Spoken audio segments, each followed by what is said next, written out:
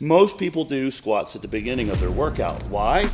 Because the logic for that is it's the harder movement, it's more dangerous, so you're gonna put it at the beginning when you're fresh. Usually when you do that, you do all your activation exercises, a little bit of warm up, because it's a very complicated movement. It's multi-joint, it's whole body. So what you're gonna find is if you talk to a lot of old head bodybuilders, almost all of them found that later in their career, they had to move to a pre-exhaust scenario. So Jose Raymond, for example, found that when he started doing pre-exhaust by putting squats at the end of his workout, instead of starting the workout with squats, he started growing when he thought his career was basically over. What I'm gonna suggest is, if you guys have not tried this, what you do is you go into a workout, if your goal is size, start with your quad extensions, start with your hamstring curls, do all of that stuff, and stick this crap at the end of the workout.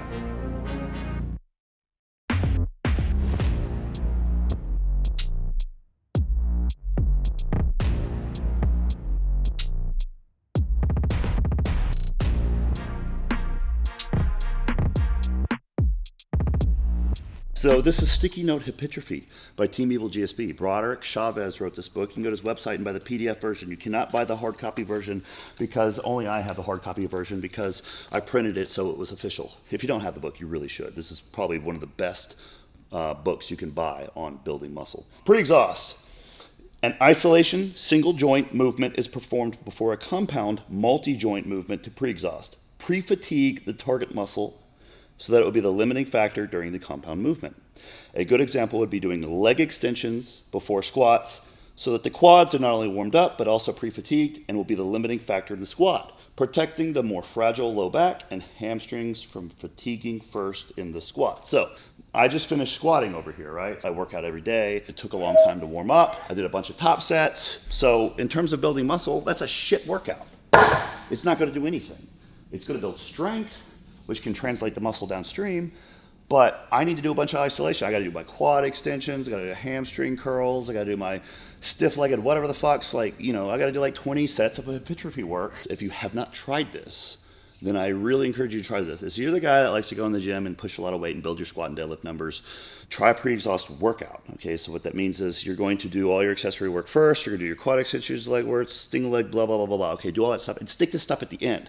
What you're gonna find is, yes, you're fatigued, but it's gonna tell you what that lift is like when your body is tired and you've already like worn it out. Then it's gonna show you, oh man, like that's, I always had a hard time feeling my adductors on squats. People seem to have this thing, especially 20-year-olds, they seem to have this thing, once they figure something out and it starts to work, they like black box it. They like package it up and it's like permanently like, it always works.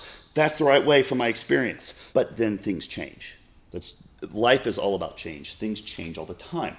And so periodization, basically writing the changes, writing the waves, planning those changes, planning those peaks and valleys, doing all of that, that's wisdom, that's experience.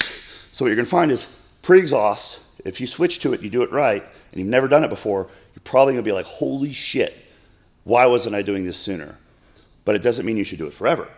It probably means it's gonna work for a while before you have to switch and probably start putting squats at the beginning of your workout again, kind of like what I'm doing now, right? Because I pre-exhausted for the last few years or just did the bodybuilding portion, and then you're probably gonna find that things can kind of stagnate. So I think it's good to have some intensity in your lifts and to really build that neural drive with these type of lifts. Put them at the beginning of your workout sometimes, so switch it intentionally. See what I'm saying? Sometimes you pre-exhaust for parts of the year and sometimes you don't.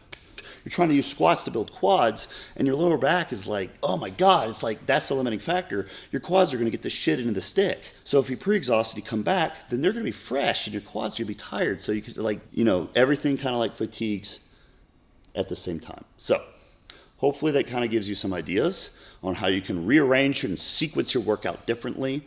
Like I said, I don't think you should stick to one way of doing this forever. Switch it around here and there, stick to it for a little while, switch it back, and there you go. Check out the IFBBAMA website. Go look through the playlist there for the full videos if this part of the video isn't on the YouTube excerpt of the full video on the IFBBAMA.org website.